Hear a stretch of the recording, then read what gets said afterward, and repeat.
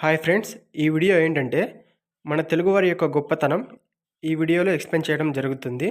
British కాలం నుండి ఇప్పుడున్న technology వరకు మన తెలుగు రాష్ట్రాలు ఎలా అభివృద్ధి చెందాయి, తెలుగు రాష్ట్రాల యొక్క కల్చర్ అండ్ ట్రెడిషన్ మరియు తెలుగు రాష్ట్ర ప్రజలు సినిమాలను ఎలా ఆదరిస్తారు అనేది ఎక్స్ప్లెయిన్ చేయడం జరుగుతుంది. మరి ఇదంతా మీరు తెలుసుకోవాలంటే వీడియోని ఎండ్ వరకు చూసి నచ్చితే లైక్ చేయండి.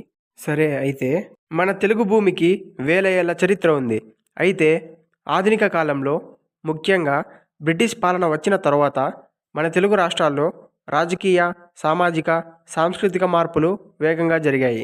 బ్రిటిష్ కాలానికి ముందు మన ప్రాంతం ముఖ్యంగా రెండు భాగాలుగా విభజించబడి ఉండేది. ఒకటి మద్రాస్ ప్రెసిడెన్సీ, ఇది బ్రిటిష్ పాలనలో ఉండేది. మరొకటి హైదరాబాద్ నిజాం రాజ్యం, ఇది ముస్లిం పాలనలో ఉండేది. 1800 మధ్యకాలంలో బ్రిటిష్ వారు తూర్పు తీర ప్రాంతాలైన రాయలసీమ ప్రాంతాలను తమ ఆధీనంలోకి తెచ్చుకున్నారు. ఈ ప్రాంతం మద్రాస్ ప్రెసిడెన్సీలో భాగమైంది. మరోవైపు తెలంగాణ ప్రాంతం నిజాం పాలనలో కొనసాగింది. బ్రిటిష్ పాలనలో విద్య, రహదారులు, రైల్వేలు, పన్ను వ్యవస్థలు అభివృద్ధి చెందాయి. కానీ రైతులపై పన్నుల భారాలు, సామాజిక అసమానతలు ఎక్కువయ్యాయి. నిజాం రాజ్యంలో కూడా సామాన్య ప్రజలకు పెద్దగా స్వేచ్ఛ ఉండేది కాదు. 1947లో భారత్ స్వతంత్రమైనప్పుడు నిజాం ఇంకా హైదరాబాద్ రాష్ట్రాన్ని విడిచిపెట్టలేదు.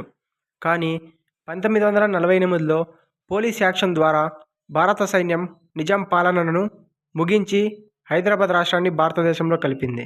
ఆ సమయంలో తెలుగు ప్రజలు రెండు వేర్వేరు పరిపాలనలో ఉన్నారు.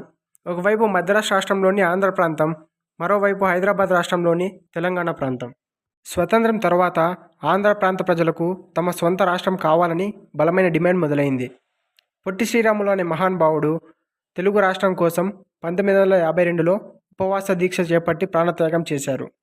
ఆయన త్యాగం తర్వాత కేంద్ర ప్రభుత్వం స్పందించి 1953 అక్టోబర్ 1న ఆంధ్ర రాష్ట్రం ఏర్పాటు చేసింది. రాజధాని కర్నూలు, గవర్నర్ సర్ చక్రవర్తి రాజగోపాలాచారి నియమించబడ్డారు. ఆంధ్ర రాష్ట్రం ఏర్పడిన తర్వాత కూడా తెలంగాణ ప్రాంత ప్రజలు హైదరాబాద్ రాష్ట్రంలోనే ఉన్నారు. కానీ భాష ఒకటే అయినందున తెలుగు మాట్లాడే ప్రజలందరూ ఒకటిగా ఉండాలని అభిప్రాయం పెరిగింది.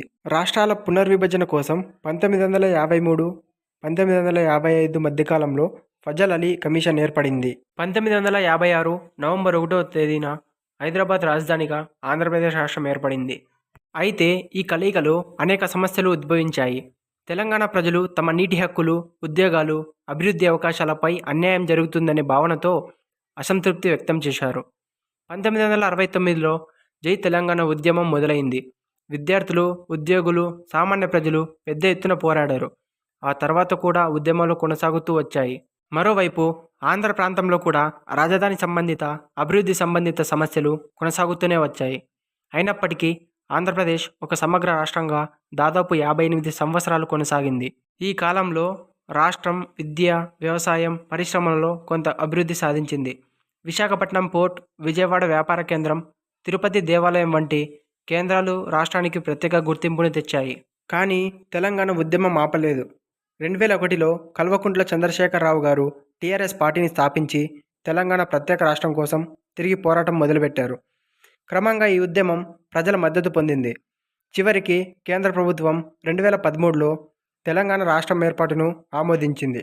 2014 జూన్ 2న తెలంగాణ రాష్ట్రం అధికారికంగా ఏర్పడింది. హైదరాబాద్ 10 సంవత్సరాలు రెండు రాష్ట్రాలకు సంయుక్త రాజధానిగా నిర్ణయించబడింది. తెలంగాణ మొదటి ముఖ్యమంత్రి కల్వకుంట్ల చంద్రశేఖరరావు గారు, ఆంధ్రప్రదేశ్ మొదటి ముఖ్యమంత్రి నారా చంద్రబాబు నాయుడు గారు అయ్యారు. తర్వాత ఆంధ్రప్రదేశ్ కొత్త రాజధాని ఏర్పాటుకు చర్చలు మొదలయ్యాయి.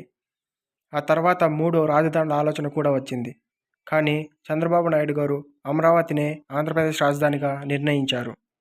ఈ రెండు తెలుగు రాష్ట్రాలు విడిపోయిన భాష, సంస్కృతి, పండుగలు, పరస్పర అనుబంధం మాత్రం ఏకత్వంగా ఉన్నాయి. తెలుగు సినిమా, సాహిత్యం, భక్తి, సాంప్రదాయం రెండు రాష్ట్రాల ప్రజల గుండెల్లో ఒకే విధంగా మిళితమై ఉన్నాయి. తెలంగాణ రాష్ట్రం ఏర్పడిన తర్వాత హైదరాబాదు ఐటీ రంగంలో వేగంగా అభివృద్ధి చెందింది. ఆంధ్రప్రదేశ్లో కూడా విశాఖపట్నం, తెనాలి, తాడేపల్లిగూడెం, తిరుపతి ప్రాంతాలు అభివృద్ధి దిశగా ముందుకెళ్తున్నాయి.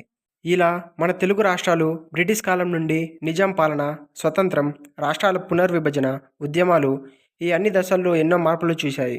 తెలుగు భాష ప్రపంచంలో మాధుర్యానికి పేరుగాంచింది. మనం ఎక్కడ ఉన్నా మన తెలుగు ఆత్మ మనలో ఉండటమే మన గొప్పతనం.